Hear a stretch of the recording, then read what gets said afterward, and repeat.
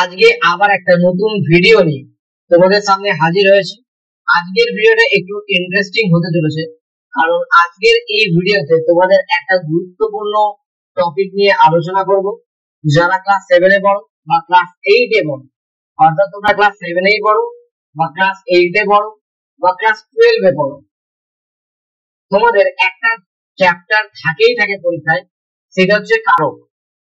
তো আজকের এই ভিডিওতে কারক নিয়ে সম্পূর্ণভাবে আলোচনা করব, তাই ভিডিওটা শুরু থেকে শেষ পর্যন্ত দেখতে একেবারেই ভুলো না। আর যারা চ্যানেলে নতুন, এখনো চ্যানেলটাকে সাবস্ক্রাইব করোনি, অবশ্যই সাবস্ক্রাইব করে পাশে থাকা বেল আইকন প্রেস করতেও একেবারে ভুলো না।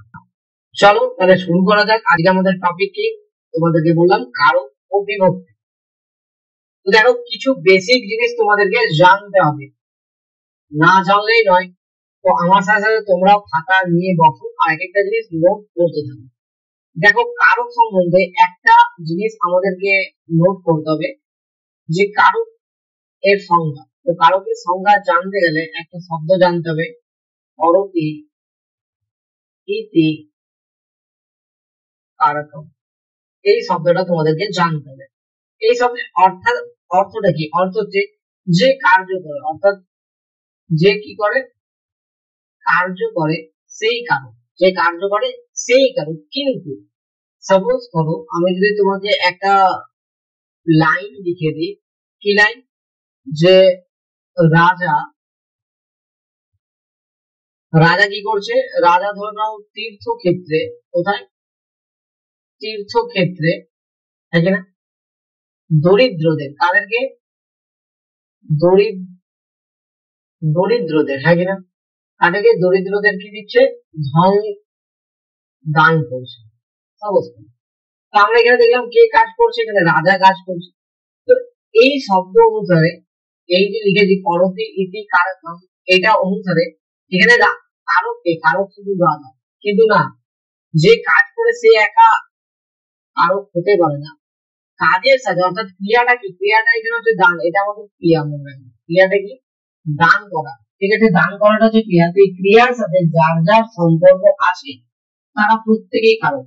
তাহলে এখানে একটা শব্দ আমাদেরকে জানতে হবে কি, যে ক্রিয়ান্বয়ী কারকম। লিখে নাও, ক্রিয়ান্বয়ী কারকম। ক্রিয়ান্বয়ী কারকম শব্দের অর্থ কি, অর্থাৎ কার্য সম্পাদনের ব্যাপারে ক্রিয়ার সঙ্গে যার যার সম্পর্ক আছে তারা প্রত্যেকেই কারক। তাহলে কার্য সম্পাদনের ক্ষেত্রে ক্রিয়ার সাথে, এখানে ক্রিয়াটা কি ছিল, ক্রিয়া ছিল আমাদের কাছে দান করা, এটা আমাদের ক্রিয়া। আমি কিছুক্ষণ আগে তোমাদেরকে এখানে দেখালাম যে ক্রিয়াটা আমাদের কি, দান করা।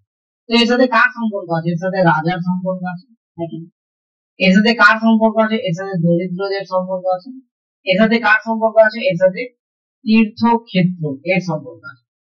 তাহলে আমরা কি দেখলাম, এখানে দানটার সাথে রাজা, দরিদ্র, তীর্থক্ষেত্র এবং আরেকটা জিনিস, সেটা হচ্ছে ধন, এই চারটে জিনিসের সম্পর্ক আছে। তাই এটা প্রত্যেকেই কারণ। তো চলো আমরা ভিডিওটা শুরু করি।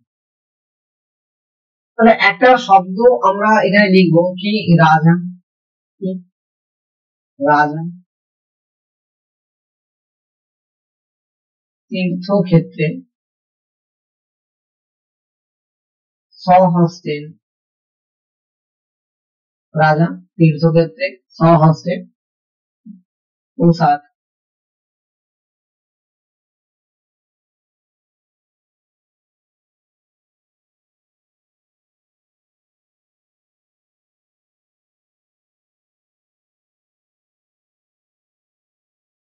দরিদ্রায়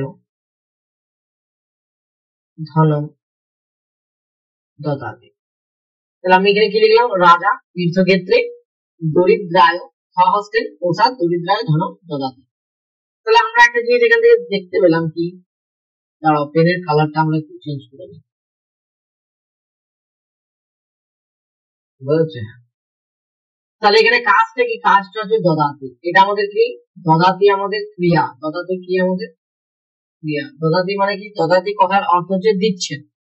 তাহলে দেখো এখানে কে দিচ্ছেন, রাজা দিচ্ছেন। তাহলে আমরা এখনই বললাম যে ক্রিয়ান্বয়ী কারকম, ক্রিয়ার সাথে যার যার সম্পর্ক আছে তারা প্রত্যেকেই রাজা। তাহলে আমরা যদি বলি যে কে দিচ্ছেন, প্রশ্ন করি কে দিচ্ছেন, অ্যান্সারে কি পাবো, অ্যান্সার পাবো রাজা। রাজা দান করছেন। আমি যদি বলি রাজা কি দিচ্ছেন, তাহলে তোমাদের কাছে অ্যান্সার আসবে রাজা কি দিচ্ছে, ধন দান করছে, ধনম দদাতি, হ্যাঁ কিনা? রাজা কি দান করছে, ধনম দদাতি। আমি যদি বলি রাজা কাকে দান করছে, কি বলি আমি, রাজা কাকে দান করছে, অ্যান্সার আসবে দরিদ্রদেরকে দান করছে। তাহলে দেখো ক্রিয়াকে প্রশ্ন করবো, অ্যান্সারে যেগুলো আছে প্রত্যেকেই কাজ। এবার আমি যদি তোমাদেরকে প্রশ্ন করি রাজা কোথা থেকে দিচ্ছেন, কি বলছি, কোথা থেকে, হ্যাঁ কিনা? কোথা থেকে দিচ্ছেন, তুমি বলবে পোশাক, পোশাকার থেকে রাজা দান করছেন। আমি যদি বলি কিসের দ্বারা, কিসের দ্বারা দিচ্ছেন, তুমি বলবে নিজের হাতে, স্বহস্তেন। আমি যদি বলি কোথায় দিচ্ছেন, কি বলি আমি, কোথায় দিচ্ছেন, তুমি বলবে তীর্থক্ষেত্রে দিচ্ছেন। তাহলে দেখো এখানে একটা শব্দ ছিল কি, ক্রিয়া দদাতি, এটা ছিল ক্রিয়া। এর সাথে আমরা কার কার সম্পর্ক দেখলাম, রাজার দেখলাম, স্বহস্তেনও দেখলাম, তীর্থক্ষেত্র দেখলাম, পোশাক দেখলাম, দরিদ্রায় দেখলাম, ধর্ম, অর্থাৎ 6 জনের সম্পর্ক আছে। তাহলে এরা প্রত্যেকেই কি কারক, হ্যাঁ কিনা? বোঝা গেছে? তাহলে কারা কারক সেটা বোঝা গেছে, কিভাবে কারক নির্ণয় করতে হয় বোঝা গেছে। তো চলো একটা টেবিলের মাধ্যমে আমরা দেখে নিই কিভাবে কারকটা নির্ণয় করতে। তো প্রথমেই আমাদের কাছে বিভক্তি আসবে। আমরা জানি যে 7টা বিভক্তি হয়, কটা, 7টা, কিন্তু আমাদের কারক 6 প্রকার, আমরা 6টাই বিভক্তি এখানে দেখবো, হ্যাঁ কিনা? এবং আমি প্রত্যেকটা জিনিস তোমাদেরকে ডিটেলস আলোচনা করবো, কিন্তু প্রথমে এই টেবিলটা মনে, প্রথমেই মনে রাখবে আমাদের কাছে কি আসছে, বিভক্তি, প্রথমা বিভক্তি, কোন কারণে কি বিভক্তি সেটা নিয়ে আলোচনা করবো। তারপর আমাদের কাছে আসছে দ্বিতীয় বিভক্তি, তারপর আসছে তৃতীয় বিভক্তি, তারপর আসছে চতুর্থী, তারপর আসছে পঞ্চমী, তারপর ষষ্ঠী হওয়া উচিত, কিন্তু ষষ্ঠী না লিখে আমি লিখেছি সপ্তমী, হ্যাঁ কিনা? এবার একটা জিনিস দেখো তোমরা, যে আমাদের কাছে আছে প্রথমা বিভক্তি, কি বিভক্তি, প্রথমা বিভক্তি। সবসময় মনে রাখবে যে প্রথমা বিভক্তিতে কোন কারক হয়, কর্তৃ কারক হয়, কোন কারক হয়, কর্তৃ কারক হয়। তারপর আমাদের কাছে আসছে দ্বিতীয় বিভক্তি, দ্বিতীয় বিভক্তিতে কোন কারক হয়, কর্ম হয়। তৃতীয় বিভক্তিতে কি কারক হয়, করণ কারক হয়, কি কারক, করণ কারক হয়। চতুর্থীতে হয় সম্প্রদান, কি হয়, সম্প্রদান, মনে থাকবে। আমরা যদি দেখি পঞ্চমীতে কি হয়, অপাদান, অপাদান। আমরা যদি দেখি কি, আমাদের কাছে কি রয়েছে, সপ্তমী বিভক্তি, এই সপ্তমী বিভক্তিতে হয় অধিকরণ, কি হয় এখানে, অধিকরণ। তাহলে একটা জিনিস মনে রাখবো, প্রথমা বিভক্তিতে কোন কারক হয়, প্রথমা বিভক্তিতে হয় কর্তৃ কারক, দ্বিতীয় বিভক্তিতে কর্ম কারক, তৃতীয় বিভক্তি করণ কারক, চতুর্থীতে সম্প্রদান কারক, পঞ্চমীতে হচ্ছে অপাদান, আর সপ্তমীতে হচ্ছে অধিকরণ কারক, মনে রাখবে। এবার দেখো আমাদের কাছে কি ছিল, আমাদের কাছে ক্রিয়া ছিল, কি ছিল, ক্রিয়া। আমাদের কাছে কি ক্রিয়া ছিল, দ দা তি, কি ছিল, দদাতি, এটা আমাদের কাছে ক্রিয়া, মানে দিচ্ছেন। তাহলে এই দদাতিকে প্রশ্ন করব, কে দিচ্ছেন বা কারা দিচ্ছেন, তার অ্যান্সারে কি পাবো, কর্তৃকারক, অর্থাৎ রাজা দিচ্ছেন, ঠিক আছে। তারপর দেখো আবার দদাতিকে প্রশ্ন করব, কি দিচ্ছেন, অ্যান্সার পাবো ধন দান করছেন, এটা আমাদের কাছে কর্মকারক। তার প্রশ্ন করব কি দিয়ে দিচ্ছেন বা কিসের দ্বারা দিচ্ছেন, অ্যান্সার আসবে স্বহস্তেন, নিজের হাত দিয়ে দিচ্ছেন, হ্যাঁ কিনা? এখানে তোমরা লিখে নিতে পারো ক দ দা তি, দদাতি, হ্যাঁ কিনা? তাহলে দেখো ক দদাতি সংস্কৃত প্রশ্ন, অ্যান্সার হবে রাজা। তারপরে কিং দদাতি, অ্যান্সার হবে ধনম। তারপরে কেন দদাতি, মানে কি দিয়ে দিচ্ছেন, অ্যান্সার হবে স্বহস্তেন। চতুর্থীতে কাকে দিচ্ছেন, অসময় দদাতি, অ্যান্সার হবে দরিদ্রায় দদাতি, সম্প্রদান। পঞ্চমীতে কি বা কোথা থেকে দিচ্ছেন, অ্যান্সার হবে উত্তর দদাতি, এই ধরনের প্রশ্ন হবে উত্তর দদাতি, মানে পোশাক, পোশাকার থেকে দিচ্ছেন। সপ্তমীতে হচ্ছে কোথায় দিচ্ছেন, উত্তর দদাতি, অ্যান্সার হবে তীর্থক্ষেত্রে দিচ্ছেন, এটা হচ্ছে অধিকরণ কারক, ঠিক আছে। তো এই তোমাদের 6টা বিভক্তি, 6টা কারক, আর কিভাবে ক্রিয়াকে প্রশ্ন করলে অ্যান্সার পাওয়া যায় সেটাও লিখে নেবে। এবার দেখো একটা শব্দ তোমাদের কাছে আসছে, বিভক্তি। তাহলে আমরা জেনে নেবো বিভক্তি কাকে বলে। দেখো যার দ্বারা পদের সংখ্যা বোঝা যায়, যার দ্বারা কি বোঝা যায়, পদের সংখ্যা বোঝা যায়, কারক বোঝা যায়, লিঙ্গের বোধ জন্মায়, তাকে বিভক্তি বলি। তাহলে বিভক্তি কাকে বলি, পরীক্ষা আসতে পারে কিন্তু এমসিকিউ টাইপের প্রশ্ন। যার দ্বারা পদের সংখ্যা বোঝা যায় বা কারক বোঝা যায় বা লিঙ্গের বোধ জন্মায়, তাকে আমরা বিভক্তি বলি। বিভক্তিকে কয় ভাগে ভাগ করা যায়, বিভক্তিকে 7 ভাগে ভাগ করা যায়। প্রথমা, দ্বিতীয়া, তৃতীয়া, চতুর্থী, পঞ্চমী, ষষ্ঠী, সপ্তমী। ষষ্ঠীটাকে রেড মার্ক কেন করে রেখেছি? কারণ ষষ্ঠী বিভক্তি কারকের সাথে আসে না। কিসের সাথে আসে তাহলে সেটা আমাদেরকে জানতে হবে। কিন্তু তার আগে কয়েকটা ছোট ছোট জিনিস আমাদেরকে বিভক্তি সম্বন্ধে জেনে নেওয়া উচিত। কি জানতে হবে আমাদেরকে? আমাদের কাছে কি রয়েছে? আমাদের কাছে রয়েছে বিভক্তি। এবার দেখো, এই বিভক্তিকে আমরা কয় ভাগে ভাগ করবো? আমরা দুই প্রকার মনে রাখবো বিভক্তি। কয় প্রকার? দুই প্রকার। একটা হচ্ছে সুপ, এক নম্বর হচ্ছে সুপ, আর দু নম্বর কি? দু নম্বর হচ্ছে তিন। তোমাদেরকে ধাতুরূপে আমি পড়িয়েছি তিন, খুব ভালোভাবে পড়িয়েছি, হ্যাঁ কিনা? এই সুপ বিভক্তিকে, যে সুপ বিভক্তি রয়েছে, একে 7টা ভাগে ভাগ করা যায়, প্রথমা, দ্বিতীয়া, তৃতীয়া, চতুর্থী, এরকম করে। আর তিনকে আমরা কটা ভাগে ভাগ করবো? আমরা আগেই করেছি, তিনকে আমরা 10টা ভাগে ভাগ করবো। কটা ভাগে ভাগ করবো? 10টি ভাগে ভাগ করবো। তাহলে দেখো, এই যে বিভক্তি, এটা আমরা সুবিভক্তি বললাম। তো সুবিভক্তি কি করে বুঝবো? যেমন সুবিভক্তিতে কি কি থাকে? সুবিভক্তিতে মনে রাখতে হবে যে হয়তো শব্দের শেষে সু, আর শব্দের শেষে ও, আর শব্দের শেষে কি থাকবে? যশ। এই শব্দগুলো যোগ হবে, মনে রাখবে, হ্যাঁ কিনা? এরকম করে এগুলো যোগ হয়ে 7 ইন্টু 3, 3 7 21টা বিভক্তি আমাদের কাছে চলে আসবে। যেমন নর, নর একটা শব্দ, যেমন কি নর একটা শব্দ, ওর সাথে কি যোগ করে দেবো? ও, কি হয়ে যাবে? নর। কি হয়ে যাবে? নর। এবার দেখো, এই নর মানে কি? নর মানে কি? মানে দুটি নর। কটি নর? নর মানে হচ্ছে দুটি নর। বোঝা গেছে? তাহলে আমরা ছোটবেলায় পড়েছি নর।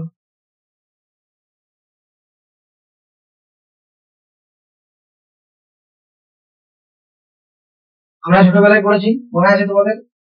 নর,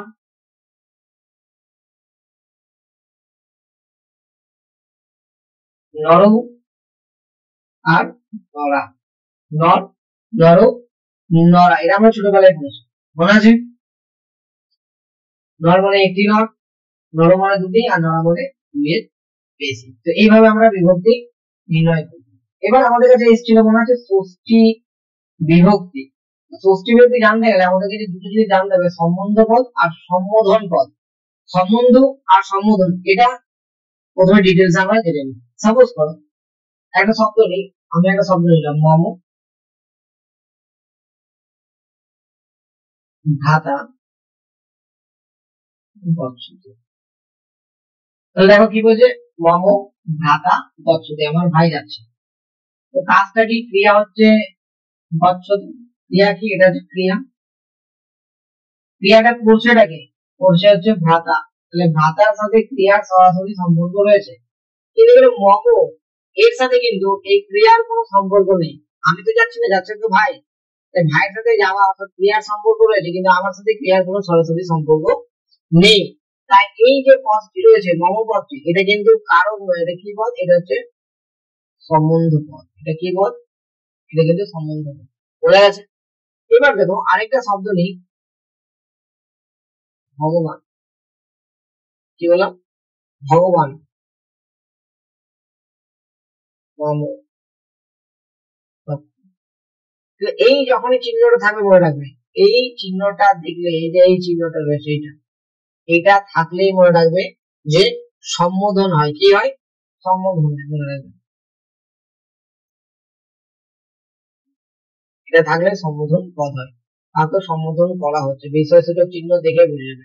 আর এই সম্বোধন পদে কি হয়? সবসময় মনে রাখবে, প্রথমা বিভক্তি হয়। কি হয়? প্রথমা বিভক্তি হয়।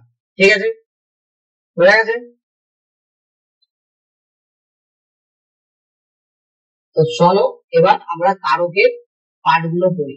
তো সবার আগে যেটা পড়তে হবে আমাদেরকে, কি বলতে হবে? কর্তৃকারক। কি বলতে হবে আমাদেরকে? কর্তৃকারক, তাই না? এটার কালারটা চেঞ্জ করে নি, বুঝতে সুবিধা হবে। তাহলে দেখো, আমরা কি দেখলাম? যে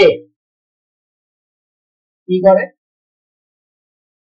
ক্রিয়া, যে ক্রিয়া সম্পাদন করে, হ্যাঁ কিনা? মনে রাখবে, যে ক্রিয়া সম্পাদন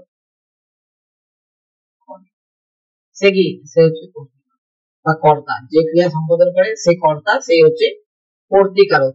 যেমন একটা শব্দ আমরা নিব, পালক। চন্দ্র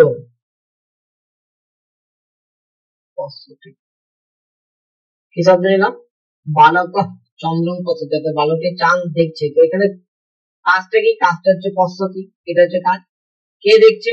বালক দেখছে, তো বালক হয়ে গেল কর্তৃকারক। বুঝা গেছে? হ্যাঁ কিনা? কিভাবে কর্তৃকারক নির্ণয় করবে? কে দেখছে? বালক দেখছে। কি দেখছে? চাঁদ দেখছে। ঠিক আছে, তাহলে ক্রিয়াটা কি? পশ্যতি। ক্রিয়াটা কি? পশ্যতি। পশ্যতির সাথে কার সম্পর্ক রয়েছে? বালক। বালক নিজেই ক্রিয়া সম্পাদন করছে, তাই করতে কারণ। যেমন পিতা পুত্রং বদতি, যেমন কি? পিতা পুত্রং বদতি। বদতি মানে কি? বদতি মানে হচ্ছে বলা। বাবা ছেলেকে বলছেন, তো কাজটা কি করছে? বাবা করছেন, তাই কিনা? তাহলে বাবা কি? বাবা হচ্ছে কর্তৃকারক। হয়ে গেছে? কর্তৃকারক কিভাবে নির্ণয় করবে? হয়ে গেছে, বারবার বলছি। এবার দেখো, কর্তৃকারক জানতে হলে তোমাদেরকে আরো 2-3টে জিনিস জানতে হবে। কি কি? প্রথমে একটা জিনিস জানতে হবে যে সাপোজ করো কোনো একটা সেন্টেন্স নিই, তোমার মাতা পুত্র চন্দ্র দর্শয়তি। শব্দটা কি? মাতা পুত্রং চন্দ্রং দর্শয়তি, তাহলে মা শিশুকে চাঁদ দেখাচ্ছে। তাহলে কাজটা কি? কাজটা হচ্ছে দর্শয়তি। কাজটা করছেটাকে? কাজটা করছে পুত্র, হ্যাঁ কিনা? তাহলে এখানে কারক কে? পুত্র। কারক কে? পুত্র। কিন্তু এখানে কারক দুটো রয়েছে, মাও একটা কারক, মনে রাখবে, হ্যাঁ কিনা? এখানে ক ধরনের কর্তা? এখানে দুটো কর্তা আছে। কটা কর্তা আছে? দুটো। একটা কি? একটা হচ্ছে প্রযোজক। একটা কি? প্রযোজক কর্তা। আরেকটা কর্তা কি? একটা হচ্ছে প্রযোজ্য কর্তা। একটা হচ্ছে প্রযোজ্য কর্তা। তাহলে এখানে দুটো কর্তা আছে, একটা হচ্ছে প্রযোজক, একটা হচ্ছে প্রযোজ্য। প্রযোজক কর্তাকে, প্রযোজক কর্তা কাকে বলে? যে কর্তা অন্য কাউকে দিয়ে কার্য সম্পাদন করে। যেমন এখানে মা, এখানে কি? মা কাকে দিয়ে কার্য সম্পাদন করাচ্ছে? পুত্রকে দিয়ে। তো যে কর্তা অন্য কাউকে দিয়ে কি সম্পাদন করে? কার্য সম্পাদন করে, তাকে কি বলে? তাকে বলে প্রযোজক কর্তা। আর যে অন্যের দ্বারা প্রভাবিত হয়ে কাজ করে তাকে বলে প্রযোজ্য কর্তা। যেমন এখানে পুত্র মায়ের দ্বারা প্রভাবিত হয়ে কি করবে? চাঁদ দেখার কাজটা করছে, তাই পুত্র হলো প্রযোজক কর্তা, আর মা হচ্ছে প্রযোজক কর্তা। আবারও বলছি, মাতা পুত্রং চন্দ্রং দর্শয়তি, মা ছেলেকে চাঁদ দেখাচ্ছে। তাহলে কাজটা কি? কাজটা হচ্ছে দেখা, হ্যাঁ কিনা? কে কাজ করছে? পুত্র। তুমি দেখো এখানে কিন্তু কর্তা দুটো, একটা মা আর একটা পুত্র। মা আর পুত্র কোন কোন কর্তা? এখানে দু ধরনের কর্তা, প্রযোজক কর্তা, প্রযোজ্য কর্তা। প্রযোজক কর্তা কাকে বলে? যে অন্যকে দিয়ে কাজ করে। যেমন মা নিজে চাঁদ দেখছে না, পুত্রকে দিয়ে চাঁদটা দেখিয়ে নিচ্ছেন, তাহলে মায়ের দ্বারা প্রভাবিত হয়ে পুত্র চাঁদ দেখছে, তাই মা হচ্ছে প্রযোজক কর্তা। আর যে অন্যের দ্বারা প্রভাবিত হয়ে কোনো কাজ করে তাকে বলে প্রযোজ্য কর্তা। যেমন পুত্র মায়ের দ্বারা প্রভাবিত হয়ে কাজ করে, তাই পুত্র হচ্ছে প্রযোজ্য কর্তা। আশা করছি বোঝা গেছে। তোমাদেরকে আরেকটা জিনিস আমি কিছুক্ষণ আগে বলেছিলাম, সম্বোধন প্রথমা, হয়তো তোমাদের মনে নেই যে যে সম্বোধনটা, সম্বোধনটা কি? সম্বোধনটা আমাদের কাছে বাক্যের অংশ নেই, সেটা কি? সেটা একটা পদ। সম্বোধন কি? একটা পদ। সম্বোধন কিন্তু কারক নয়, সম্বোধন একটা পদ, মনে রাখবে, হ্যাঁ কিনা? বুঝতে পেরেছো? সম্বোধন পদের সঙ্গে ক্রিয়াপদের সম্বন্ধ থাকে না, তাই সম্বোধন পদ কারক নয়, মনে রাখবে। সম্বোধন পদ কি নয়? সম্বোধন পদ কারক নয়। বারবার বলছি, সম্বোধন পদ কারক নয়।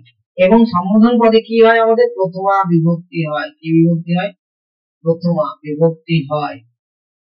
এটা কিন্তু কিছুক্ষণ আগেও আমি তোমাদেরকে বলেছিলাম, সম্বোধনের প্রথমা বিভক্তি। সম্বোধন পদ কি করে বুঝবো?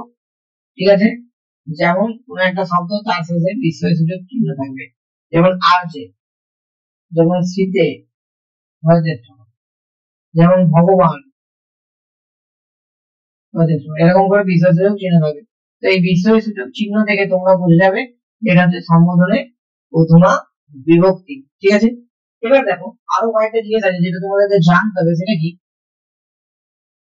যেমন ইতি, কয়েকটা অব্যয় যোগ প্রথমা বিভক্তি। ইতি অব্যয় যোগে প্রথমা বিভক্তি হয়। সাম্প্রতম,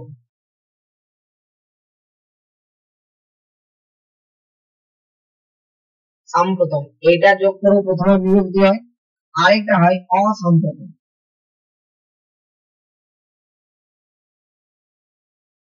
তাহলে ইতি যোগ প্রথমা বিভক্তি হয়, সাম্প্রতম যোগ প্রথমা বিভক্তি হয়, অসম্প্রতম যোগ প্রথমা বিভক্তি হয়। আর অতি যোগে প্রথমা বিভক্তি হয়। যেমন একটা উদাহরণই নাও, আসিফ, কি আসিফ, দশরথ, কি বলছে, আসিফ দশরথ, ইতি রাজা, কি বলছে, আসিফ দশরথ ইতি রাজা, মানে দশরথ নামের এক রাজা ছিলেন। তো দেখো সবসময় মনে রাখবে, যেটা অব্যয় যোগ তার আগে শব্দটাতে আন্ডারলাইন করা হয়, আর এটাই আমাদের কারক। এটা কি হবে, এটা যদি কারক নির্ণয় করি, ইতি অব্যয় যোগে কর্তৃকারকে প্রথমা বিভক্তি করা যাবে। কি হবে, ইতি অব্যয় যোগে কর্তৃকারকে প্রথমা বিভক্তি। বোঝা গেছে? আশা করছি তোমরা বুঝতে পারছো প্রত্যেকটা জিনিস। একবার আমরা দেখিনি, কি জানলাম আমরা, কারকের সংজ্ঞা সম্বন্ধে জানলাম, আমরা কিভাবে কারক নির্ণয় করতে হয়, ক্রিয়াকে কিভাবে প্রশ্ন করলে কারক পাওয়া যায় সেটা আমরা জানলাম, আমরা ছকের মাধ্যমে জানলাম যে কোন কারকে কি বিভক্তি হতে পারে, এবং ক্রিয়াকে কিভাবে প্রশ্ন করলে কারকের অ্যান্সার গুলো পেতে পারি আমরা। আমরা আরো জানলাম বিভক্তি, জানলাম বিভক্তি কয় প্রকার সেটা জানলাম, আমরা তার সাথে জানলাম বিভক্তিকে কটা ভাগে ভাগ করা যায় সেগুলো কি কি, কিভাবে বিভক্তি নির্ণয় করা যায়। তারপরে আমরা কি জানলাম, আমরা সম্বন্ধ পদ জানলাম, সম্বোধন পদ জানলাম। তারপর আমরা কি জানলাম, আমরা কর্তৃকারক কাকে বলে, কর্তৃকারকের উদাহরণ দেখলাম, তাই না? পুরো ডিটেলস আমরা কর্তৃকারকটা শিখলাম। তো এই ছিল আমাদের কারকের প্রথম ক্লাস পার্ট 1 ভিডিও। আশা করছি তোমাদের ভালো লেগেছে, তোমরা প্রত্যেকটা জিনিস বুঝতে পেরেছো। এর পরের ভিডিওতে আমরা কর্মকারক নিয়ে আলোচনা করব, এভাবে প্রত্যেকটা কারকের পার্ট নিয়ে আমরা ডিটেলসে আলোচনা করব। তাই আরো একবার বলছি, যারা চ্যানেলে নতুন এখনো চ্যানেলটাকে সাবস্ক্রাইব করোনি, অবশ্যই সাবস্ক্রাইব করে পাশে থাকা বেল আইকন প্রেস করতে একেবারে ভুলো না। ভালো থাকবে, সুস্থ থাকবে, দেখা হচ্ছে পরের আরেকটা ইন্টারেস্টিং ভিডিওতে।